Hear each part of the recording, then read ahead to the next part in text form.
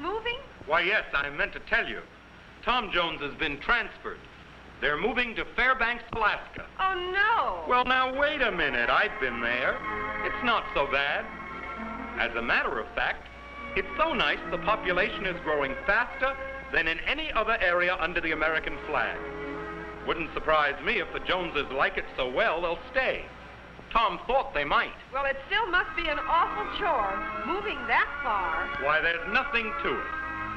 You saw the Joneses walk out with a couple of suitcases, just as if they were going on a vacation. The moving men do all the rest.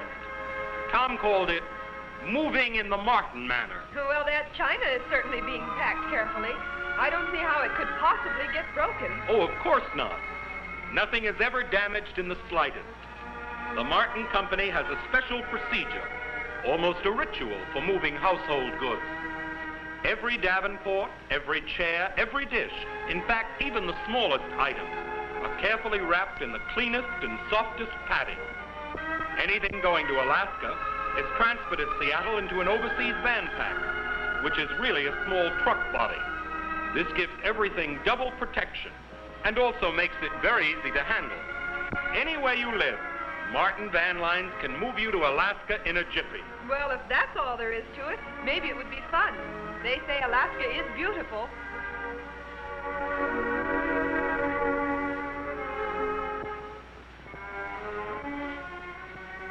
Here you see the Joneses' household goods has arrived in Seattle, and they've transferred it from the big van to the overseas van pack.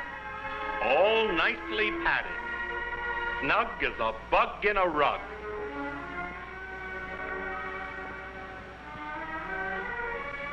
Up she goes into the ship, everything perfectly protected. All set for Alaska. Oh, there are the Joneses again. Say, this is going to be fun. You're right. Going to Alaska by ocean steamer is one of the most delightful trips in the world. You follow the inside passage, you know. It has fjords just like Norway. I've always wondered, what is an inside passage? Why, it's the space between the islands lying just off the coast and the coast itself. The islands protect the water inside, making it smooth. The inside passage to Alaska is 1,000 miles long. It's a busy, well-charted waterway, almost like a river.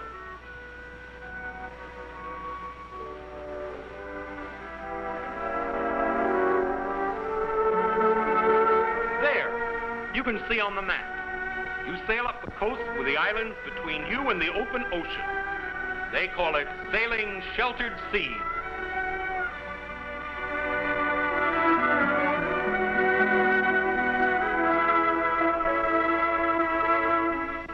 The first city you reach in Alaska is Ketchikan, 750 miles northwest of Seattle. Fishing is the main industry here. Like most cities of the southeastern or panhandle Alaska, Ketchikan is built on the side of a mountain. Nearly every home has a beautiful view. When we get to Wrangell, a little further up the inside passage, we're in the heart of the totem pole country. Totem poles decorate the city hall and even some of the homes.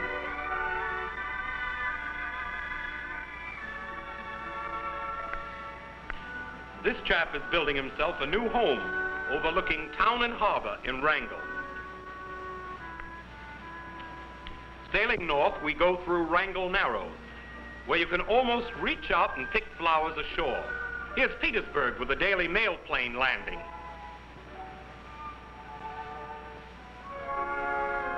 Juneau is the capital of Alaska. Ringed by towering peaks, it's also the center for nearby gold, nickel, copper, cobalt, and iron mining areas.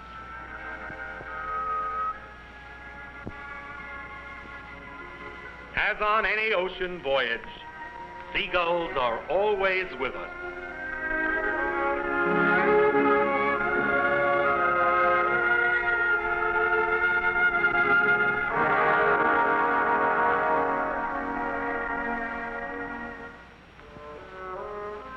Soon we go out into the Gulf of Alaska. You find a more spacious kind of beauty here. Vitus Bering sailed into these waters in 1741, discovering and claiming Alaska for Russia. In 1867, we bought Alaska for $7,200,000. It certainly was a bargain. Alaska is 1/5 the size of the United States. It has huge forests, rich farming land, vast mineral deposits, and great natural beauty.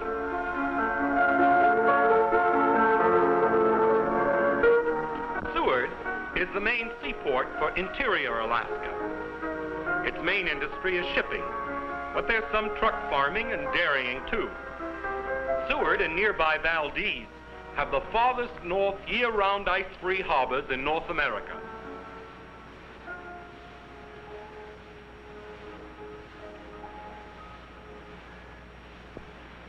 Seward is surrounded by wild game country, but sometimes you have to climb a mountain to find the game.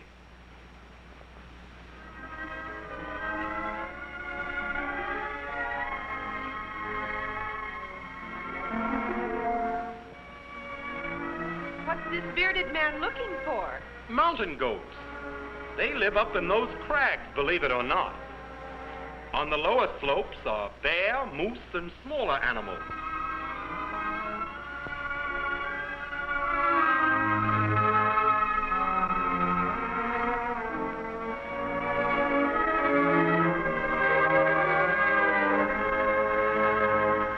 The Alaska Railroad begins at Seward and runs north through Anchorage to Fairbanks, a distance of nearly 500 miles. Completed by the federal government in 1923, it served strategically during World War II and was then rebuilt. Today, it's one of the most modern railroads in North America.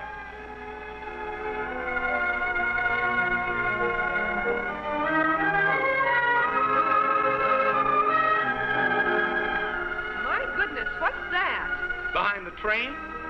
Why, that's Bartlett Glacier, halfway between Seward and Anchorage. Like nearly all glaciers up north, it's slowly melting and receding. That huge hunk of ice is tens of thousands of years old, and it's so big it doesn't melt very fast.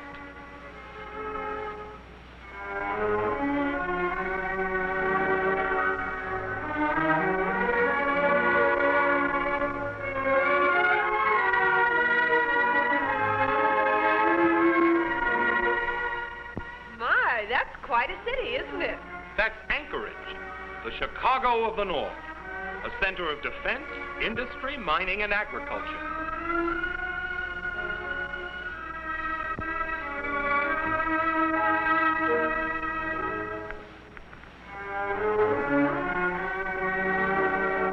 Did they go swimming in Alaska? Why, certainly. Summer temperatures up north often are in the 80s and 90s. This is a lake near Anchorage.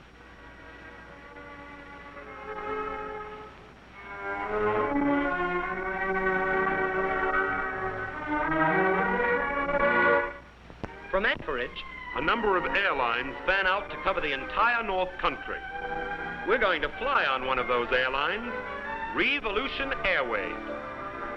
It flies the longest route of all, 1,300 miles from Anchorage southwest into the central Aleutians. But I thought they had such terrible weather in the Aleutian Islands. Lots of fog and storms. The Aleutian Islands have an undeserved reputation for bad weather. Actually, they have a lot of beautiful weather, but they seldom get credit for it.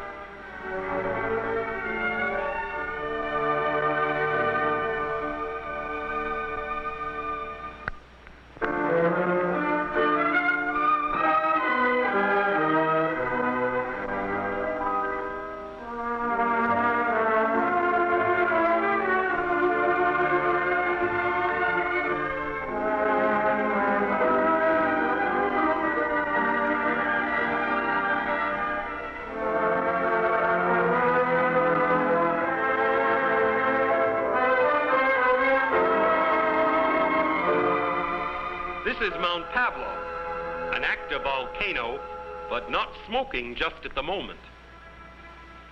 These are the Ogallene Pinnacles, vertical fingers of rock wearing a glove made of ice and snow. We're now flying over one of the heaviest concentrations of volcanoes in all the world.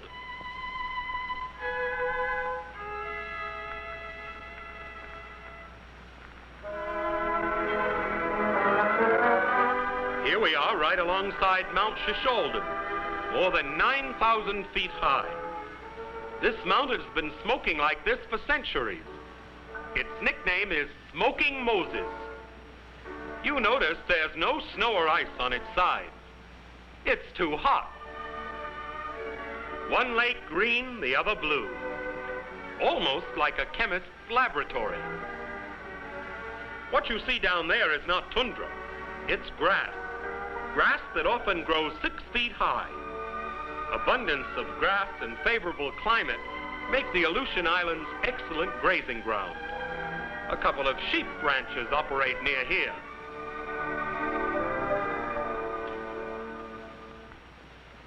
What place is this? This is Dutch Harbor, which was bombed by the Japanese during World War II. We had 70,000 troops quartered here during the height of the war. Today, Dutch Harbor no longer is fortified. One thing that most people don't realize about the Aleutian Islands is that they're the southernmost portion of Alaska. The most southerly Aleutian Island, in fact, is only 249 miles north of the latitude on which Seattle lies.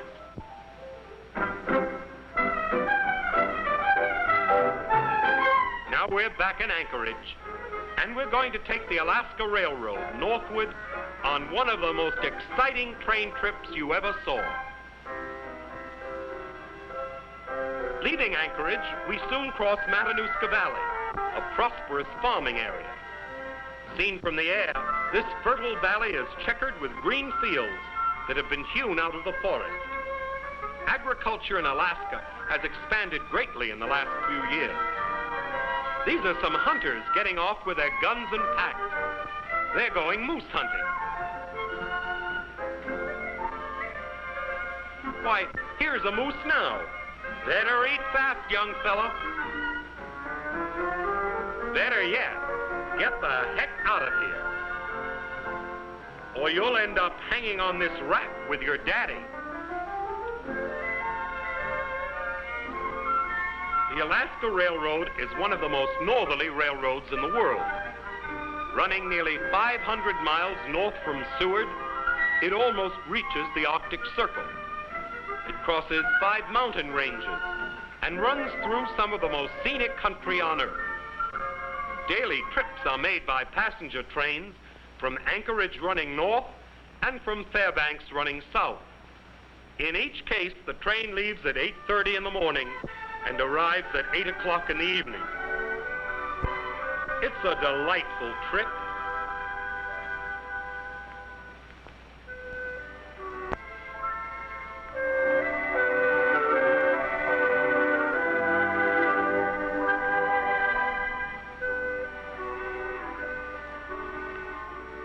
The Alaska Railroad also has excellent dining car service.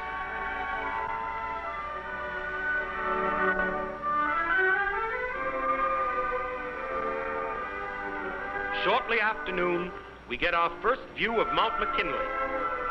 You see it in the distance, partly hidden by clouds. Autumn is one of the most beautiful times to visit Alaska. Trees are aflame with color. Skies are bright. The weather is still warm.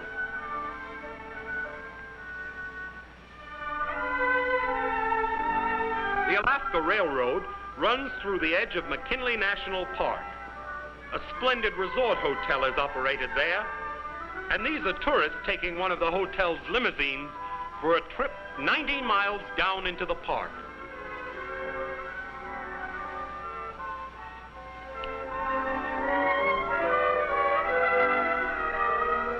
McKinley Park is the home and haven for a large wildlife population. Most of the wild creatures are very tame, for no hunting is allowed inside the park. In autumn, the ptarmigan, very numerous, are changing from their brown summer dress into their winter plumage of white.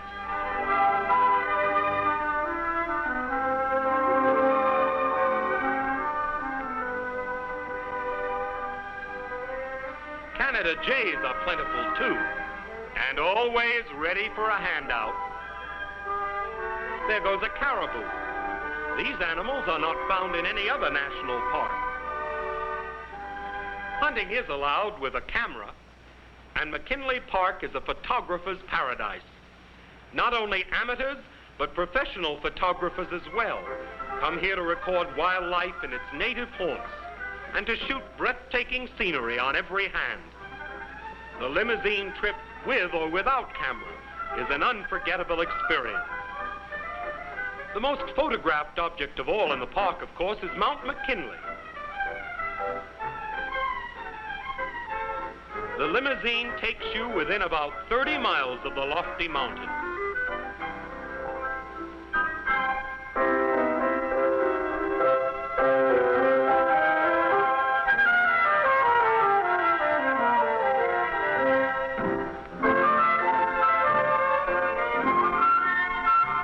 McKinley is the highest mountain mass standing alone anywhere on Earth. Nearly 5 vertical miles of rock, snow, and ice. It rises from a plateau only 2,000 to 3,000 feet high. McKinley Park is our country's second largest national park. The largest one, Katmai National Monument, also is located in Alaska.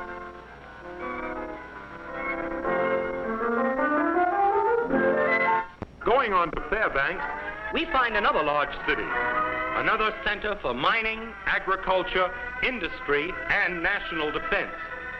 Gold mining still is important up north, with most of it done by huge dredges that float in the ponds they dig as they move across the tundra. Although Fairbanks is near the Arctic Circle, both cows and higher education flourish here.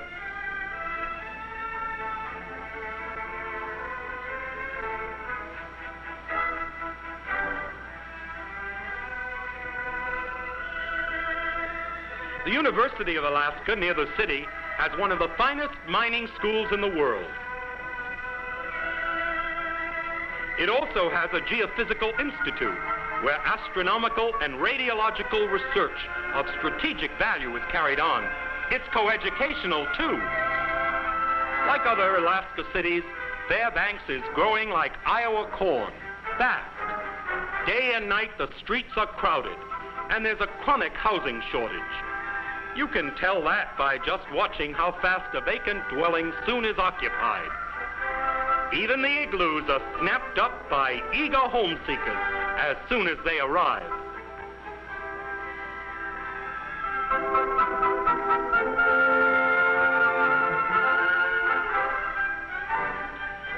Fairbanks is the center of a thriving tourist industry, with vacationers eager to take flights out over the countryside in bush plains.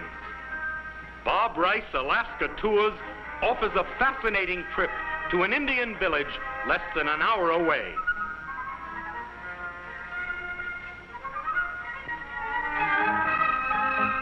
The pilot points out a sharp dividing line in the forest below. Permafrost on the shady green side, unfrozen ground on this side. Green spruces over yonder, brown birch trees near us. In the distance lies the broad Yukon River Valley. The village we're going to visit is Minto, on the Tanana River. Population 150 full-blooded Athabascan Indians and 2 white people, the school teacher and his wife. Mabel, the Indian guide, meets the plane. She tells the tourists her people are happy to welcome visitors. This is really a visit to a bygone age. These people are living very nearly as their ancestors lived for centuries gone by. Their food is mainly fish and game, like those salmon hanging in the sun to dry. Minto is a quiet, restful village, and the Indians are quite happy, though very poor. They do have some labor-saving devices, however, like this fish wheel on the Tanana River. It catches salmon merely by scooping them up as they swim past. The salmon fall into a trough, and the Indians go out and pick them up. It's as simple as that. The day before these tourists arrived, a small boy was lost by falling into the river. Most of the villagers gathered on the shore while a search was made. Despite their grief, the villagers welcome the tourists and permit the photographer to take pictures. For sale at the village store are beautiful birch bark baskets. The tourists examine them with great interest, trying to select some they'll buy. The baskets are sewn with willow roots and trimmed with spruce.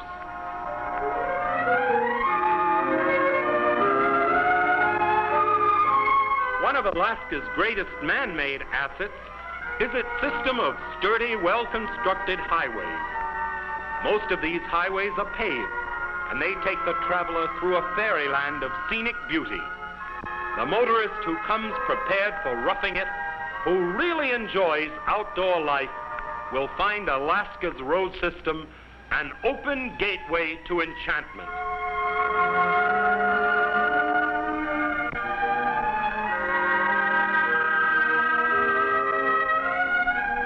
Most of Alaska's major cities are connected by paved highways, and the motorist from the States can reach this highway system by driving north across Canada and up the Alaska Highway. Lodges are found along the main highways, many of them affording very comfortable accommodations and good meals. Alaska's highways you can drive straight past the North Pole. Ooh, goodness, that makes me shiver. If you were a real Alaskan, you'd love this. It's cold, certainly, but if you're dressed for winter and prepared for it, Alaska in the cold months is as jolly and friendly as Santa Claus. Alaskans like winter so much, in fact, that they keep most of their highways open, even heating the culverts so ice won't form and clog them up. The highways of Alaska are busy in winter as in summer, with freight and passenger vehicles using them constantly. Motorists say that driving at 30 below zero is ideal.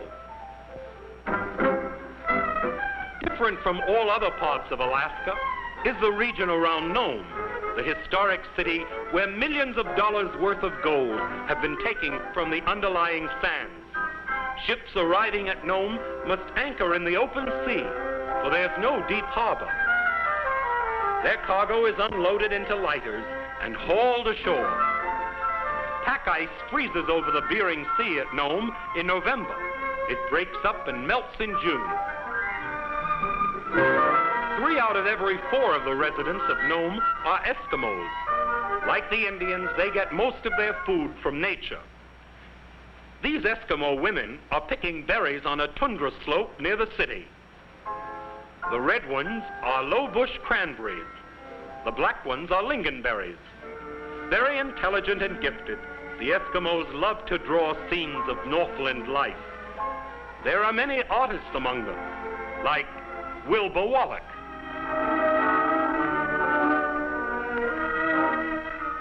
America's only tin mine is located 90 miles northwest of Nome. Working 12 months a year, which it can do because it's an underground mine, it has mainly Eskimos as employees. The tin mine lies in the bleak, barren mountains of Seward Peninsula, 75 miles east of the mainland of Siberia. With the Iron Curtain rustling almost beside them, the Eskimos live in their Quonset huts, happy that the white man's industry has come to provide them with steady jobs. Like other natives in Alaska, they're doing their best to step across the high threshold which separates their Stone Age lives from modern civilization.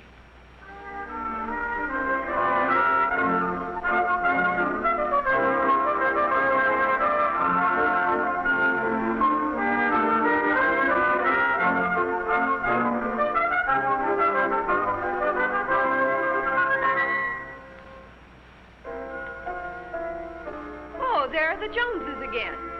They just got here in time, too. The film's nearly over. And their household goods got there at the same time they did. Still in the overseas van pack. Yes, sir. Martin Van Lines was on the job all the way. I'd call that a good moving picture.